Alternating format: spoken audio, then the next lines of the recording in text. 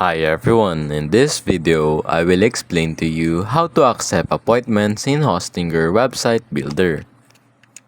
So first step is to access the appointment feature. In the website builder, click on the ellipsis in the left side sidebar. Select appointments from the settings list. Step 2. Enable appointments. In the appointment section, click enable appointments. Step 3.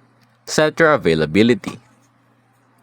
Click Edit Availability in the Your Availability section.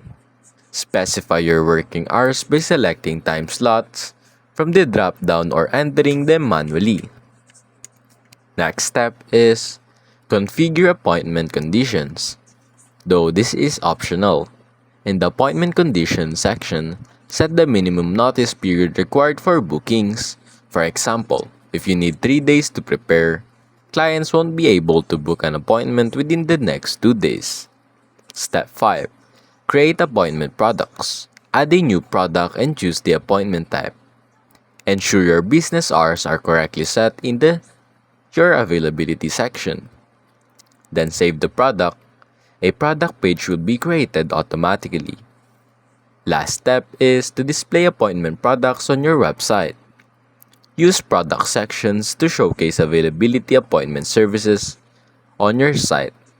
And that's basically it.